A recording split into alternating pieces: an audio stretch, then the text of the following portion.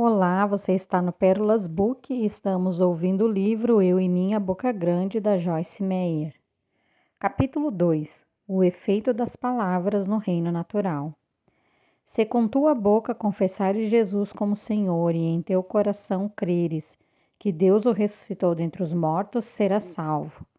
Porque com o coração se crê para a justiça e com a boca se confessa a respeito da salvação. Romanos 10, do 9 ao 10. Nessa passagem, o apóstolo Paulo destaca uma verdade espiritual aplicada à salvação, mas creio que é uma verdade que pode ser aplicada a outras questões também. A confissão da crença de uma pessoa confirma sua salvação diante dos homens, mas não diante de Deus. Deus já sabe o que está em seu coração. Ela declara uma mudança de fidelidade. Antes, ele servia ao diabo, mas a notícia que é dada agora é que ele mudou de dono. O estudioso bíblico W.E. Vine definiu duas das palavras gregas confirmar, na versão King James, como firmar, estabelecer, fazer seguro, e validar, ratificar, conferir autoridade ou influenciar. E a palavra confirmação ele definiu como de validade fidedigna. Baseado nessas definições, podemos dizer que a confissão verbal firma, estabelecer, assegura, firma, estabelece, assegura, ratifica e dá validade fidedigna à salvação. Em outras palavras, a confissão fixa a salvação no lugar. Proclamando o decreto. Proclamarei o decreto do Senhor. Ele me disse, tu és meu filho, eu hoje te gerei. Salmo 2:7.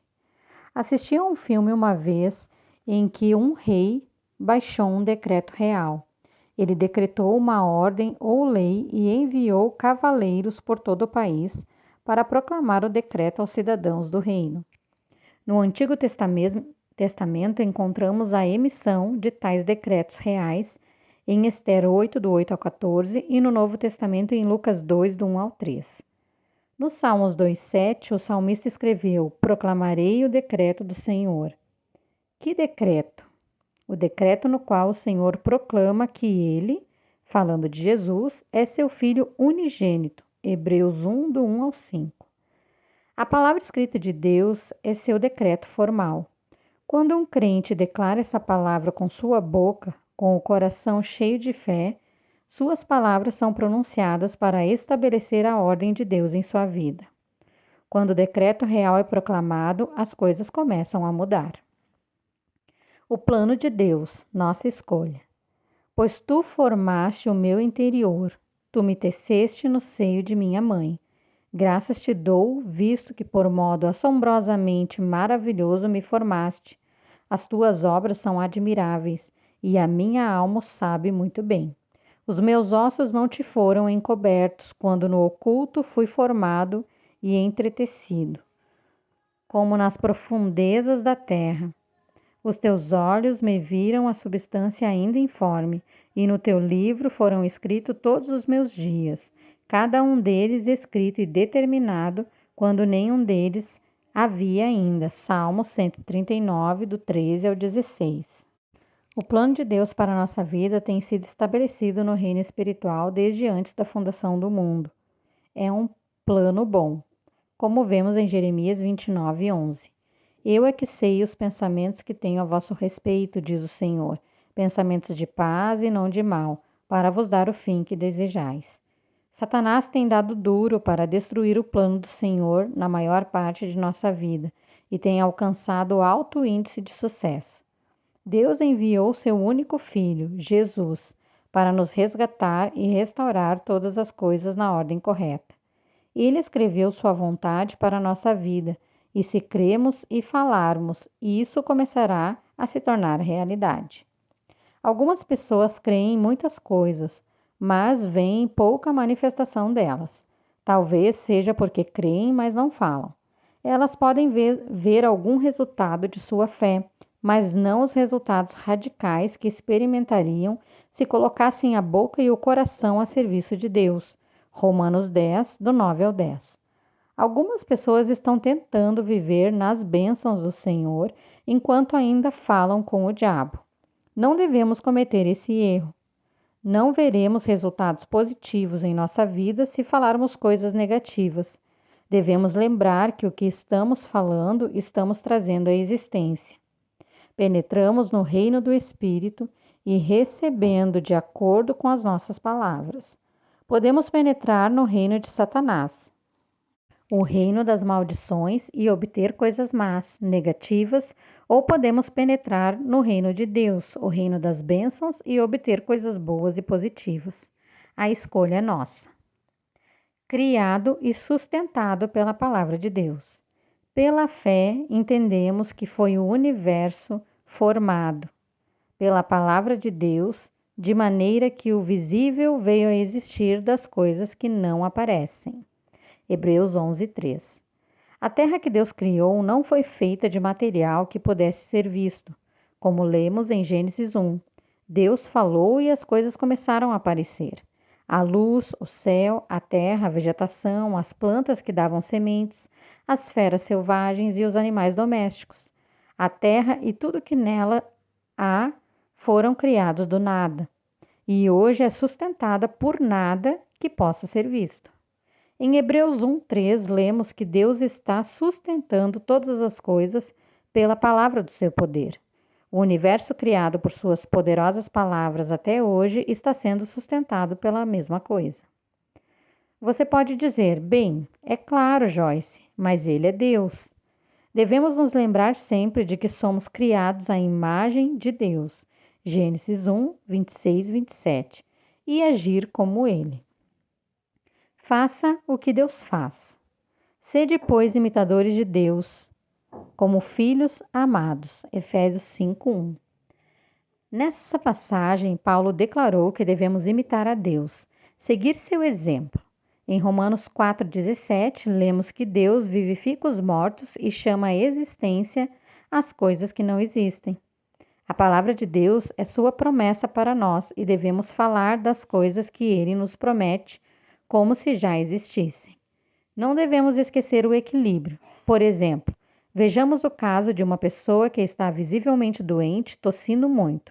Sua voz está muito rouca e o nariz e olhos estão vermelhos e lacrimejando. Sente-se muito cansada. Um amigo lhe diz: "Você está doente?" Qual é a resposta apropriada que ela poderia dar ao amigo? Uma resposta cheia de fé, mas que também fosse honesta e cortês? Creio que parte da resposta se encontra no nível espiritual do amigo. Mas faça com sabedoria, porque sendo livre de todos, fiz-me escravo de todos, a fim de ganhar o maior número possível. Procedi para com os judeus como judeus, a fim de ganhar os judeus. Para os que vivem sob o regime da lei, como se eu mesmo assim vivesse, para ganhar os que vivem debaixo da lei, embora não esteja eu debaixo da lei.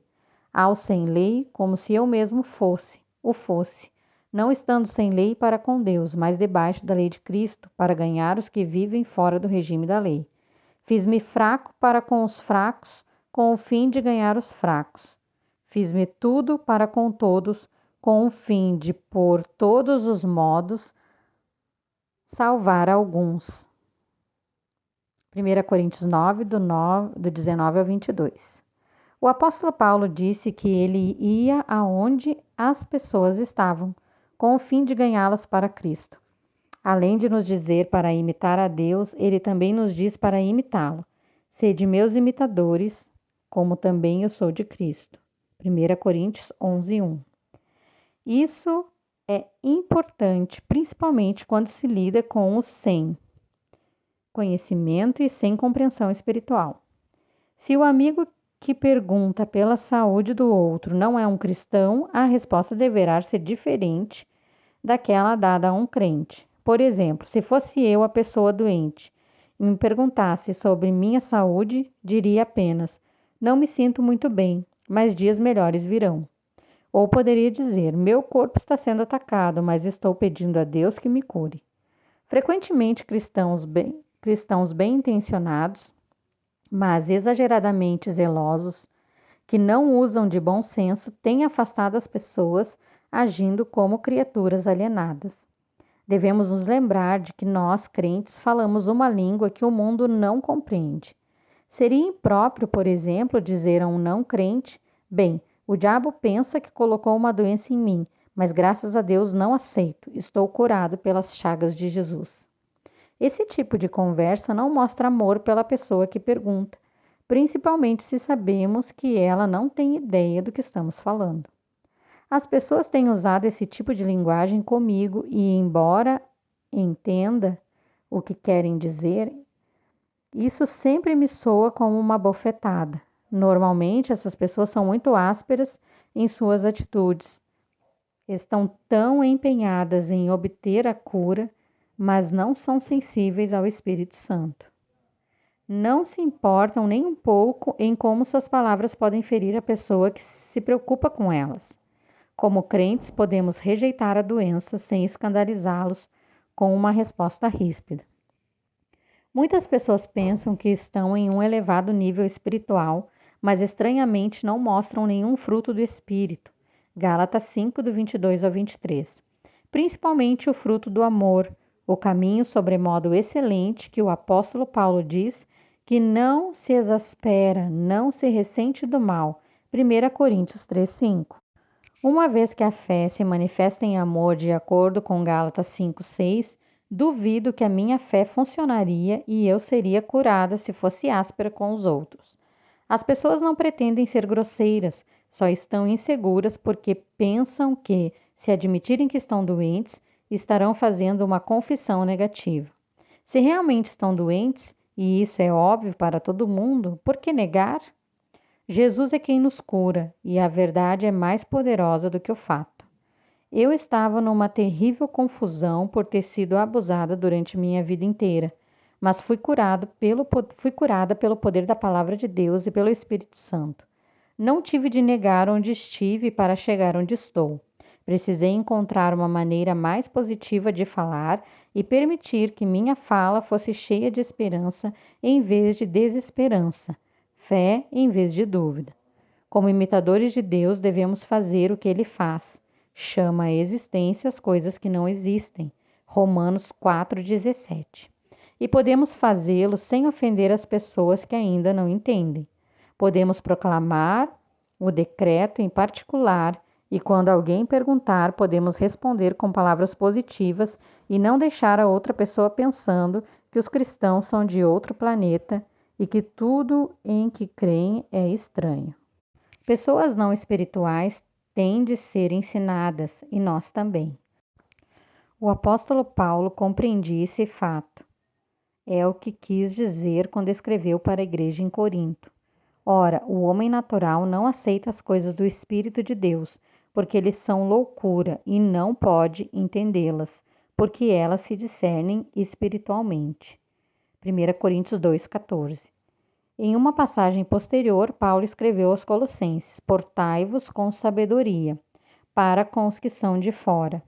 A vossa palavra seja sempre agradável, temperada, com sal, para saberdes como deveis responder a cada um. Colossenses 4, 5 e 6.